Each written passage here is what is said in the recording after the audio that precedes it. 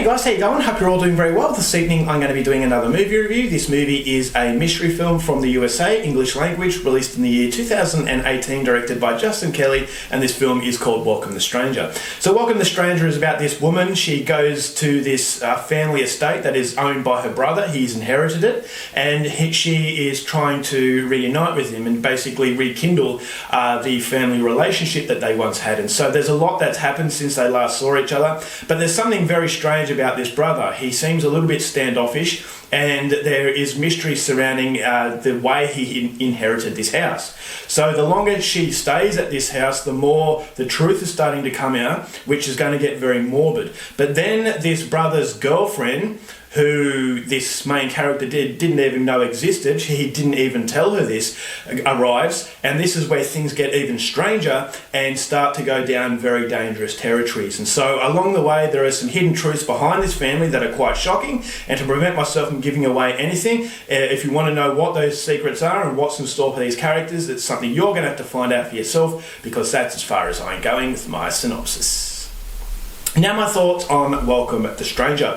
I had hesitations coming into this movie. I had my skepticism based on the fact that this is a film that isn't very well liked. I saw a few of the more professional critics out there who have slammed this film for being very boring and didn't really have much to it. But I saw the trailer and I thought, this looks like a Michael Haneke film. This looks like a European style of movie where it's about going against the traditional way of storytelling. And so for that, I really wanted to see it. I thought, okay, this is an American film, but it's from a European sort of culture. Well, the feel of it had a European culture, and so I thought, well, maybe that was the reason why it didn't gravitate to American audiences as much, but maybe it would gravitate to me, being such a fan of this style of filmmaking. So Michael Haneke, fantastic director who creates monotony in a way that's very interesting, and so I thought Welcome the Stranger had that monotonous feel to it, but the monotony can be a very good thing in film, but you have to have a very good director at the helm to actually create that monotony in a way that is very interesting and very off-putting. Sometimes having something that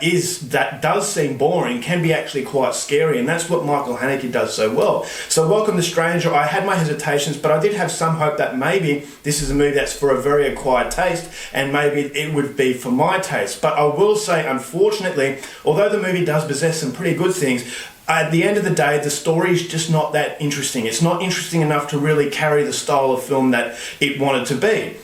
And I can applaud Justin Kelly for trying this. It's very difficult to do, and there are some areas of this style of noir film that the director really nailed. I thought as though the overall camera usage and some of the scenes, the way they played out, and the editing process was very European. It was very different. It goes against the conventional way of American storytelling, American, British, Australian.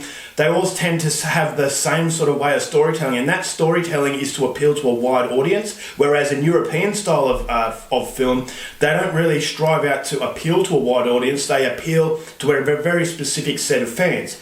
And so Welcome the Stranger has that feel. It has a feeling that, okay, it wants to be its own style, and it's not trying to appeal to everybody to get a cash grab. It's trying to appeal to genuine film fans. And so not everyone's going to like the way Welcome the Stranger goes about its business. It doesn't have explosions. It's all about story and the way that monotony is used in a way to tell a story in an interesting way. And so the camera, the way the director uses the camera matched with the soundtrack, I thought was very intriguing. And there is a strong level of mystery through the visuals and through the soundtrack, everything that you can feel on the senses. I thought, all right, well, this is a very warped and a very morbid atmosphere created through the production values. And so that was all very good. I thought the acting was fairly decent from everyone involved, but there's a lot of subtlety, and there's a strong vague quality to these characters, is that you don't know too much about them, and obviously it wants to be a mystery film, and that mystery is unraveling, so therefore the characters can't give away too much. But I thought, alright, well, the level of intrigue is there.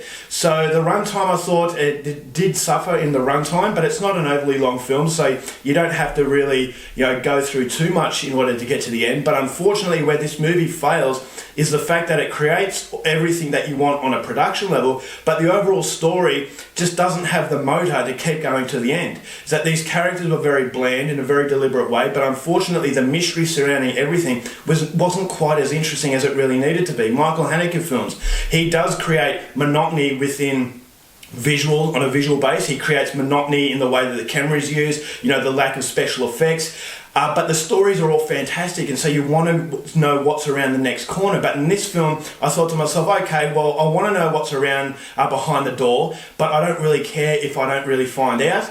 And so, unfortunately, with this style of film, if it doesn't have a really interesting story and really interesting concepts, then unfortunately, the monotony of the production is going to come through in a very negative way. So there's nothing to really keep that monotony from being negative. And so that's unfortunately where the film falls flat, is that there's nothing really keep your interest. Is that, okay, there is a mystery, there are concepts in there that I thought was subtle in a way where it was actually quite disturbing, but unfortunately there wasn't enough to the characters, there wasn't enough to the situation to really keep me intrigued. And so that's exactly what it needed, because there's no explosions to compensate for the lack of a really interesting and quality storyline. There are no explosions, no shootouts, and so there's nothing to actually distract you from the shortcomings of this movie. And unfortunately, the shortcomings were the fact that I just didn't think it was that interesting, and so therefore there's nothing to really distract you from the fact that this was a fairly bland film. So I can really appreciate the fact that Justin Kelly was trying something different. I'm not sure if he is a fan of European filmmakers, but judging by the way this movie was shot, I wouldn't be surprised if he is a fan of them.